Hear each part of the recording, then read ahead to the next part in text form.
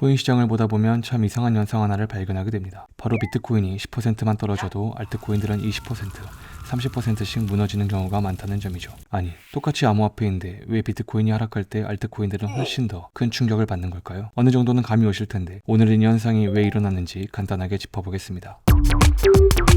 비트코인 지배력이 뭐냐면 전체 암호화폐 시장에서 비트코인이 차지하는 비중입니다. 쉽게 말해서 전체 코인 시장이 1000억 원이라고 치면 그 중에 비트코인이 500억 원, 비트코인 지배력이 50%인 거죠. 이게 왜 중요하냐면 이 숫자가 시장의 심리를 보여줍니다. 2013년에는 비트코인 지배력이 90%가 넘었습니다. 그때는 사실상 비트코인밖에 없었으니까요. 마치 스마트폰 초창기에 아이폰밖에 없던 것처럼요. 그러다가 2017년에서 2018년 사이에 ICO 붐이라는 게 터졌습니다. 온갖 회사들이 우리도 코인 만들겠다고 나섰죠. 그때 비트코인 지배력이 30%대까지 떨어졌습니다. 갑자기 시장에 수천 개의 코인이 쏟아져 나온 거죠. 근데 재밌는 건 최근에 다시 50% 이상으로 올라왔다는 겁니다. 왜 그럴까요? 사람들이 깨달은 겁니다. 아, 결국 살아남는 건 비트코인이구나. 나머지는 다 사라지는구나. 실제로 2017년에 나왔던 코인 중에 지금까지 살아있는 게 몇 개나 될까요? 거의 없습니다. 에이다, 트론, 파일코인, 이오스 정도가 그나마 유명한 정도죠. 대부분 사라졌거나 거래량이 0에 가깝습니다. 반면 비트코인은 계속 살아있죠. 이게 비트코인 지배력이 다시 올라온 이유입니다.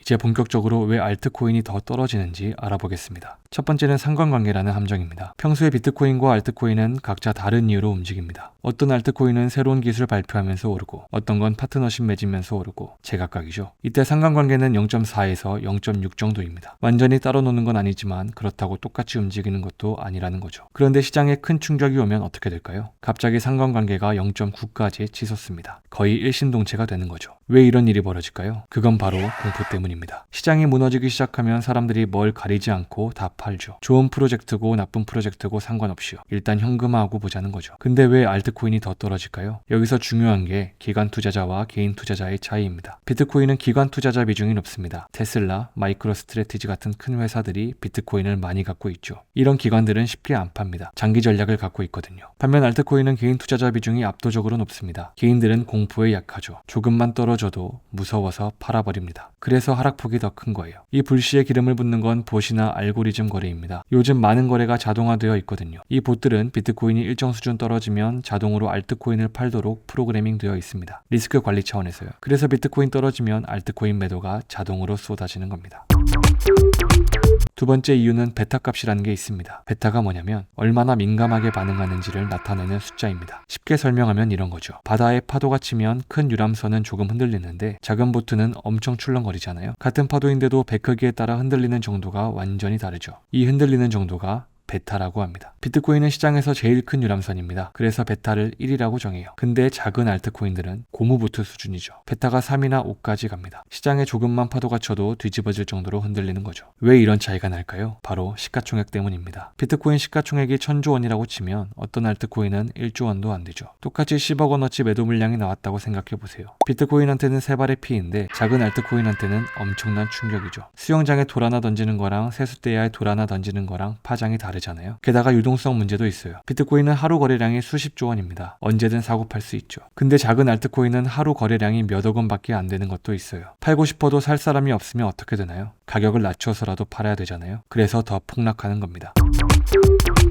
세 번째는 사람들의 심리입니다. 시장이 불안해지면 사람들이 어떻게 행동하는지 아세요? 일단 안전한 곳으로 피하려고 해요. 코인 시장에서 그나마 안전한 게 뭘까요? 비트코인이죠. 비트코인은 그래도 10년 넘게 살아남았고 테슬라 같은 큰 회사들도 사고 엘살바도르는 법정화폐로 인정하기도 했습니다. 그래서 디지털 금이라고 부르기도 하죠. 반면 알트코인은 어떨까요? 언제 사라질지 모릅니다. 개발팀이 프로젝트를 포기할 수도 있고 거래소에서 상장 폐지될 수도 있고 해킹당할 수도 있습니다. 불안 요소가 너무 많죠. 그래서 시장에 공포가 오면 사람들이 알트코인을 팔고 비트코인으로 갈아타거나 아예 현금으로 빠져요. 이게 비트코인 지배력이 올라가는 이유입니다. 근데 재밌는 건 호황일 때는 정반대 현상이 일어납니다. 비트코인이 충분히 올랐다고 생각하면 사람들이 더 큰 수익을 찾아서 알트코인으로 이동해요. 비트코인은 이제 2배 오르기 힘든데 알트코인은 10배도 갈 수 있다. 이런 생각을 하는 거죠.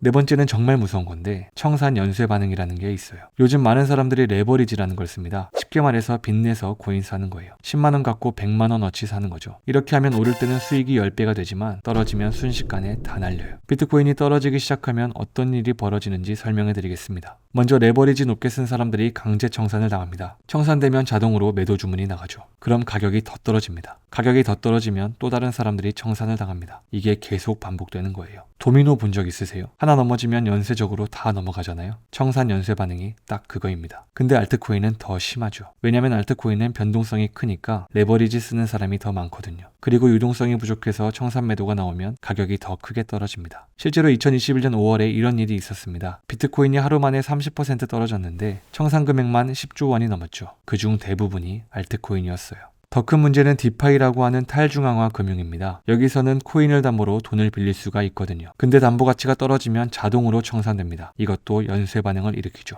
이런 현상은 앞으로도 계속될 겁니다. 왜냐면 이게 시장의 본질적인 구조거든요. 큰 자산과 작은 자산, 안전자산과 위험자산의 차이는 어느 시장에나 존재하기 때문입니다. 영상이 도움이 되셨다면 구독과 좋아요 한 번씩 부탁드립니다. 시청해주셔서 감사합니다.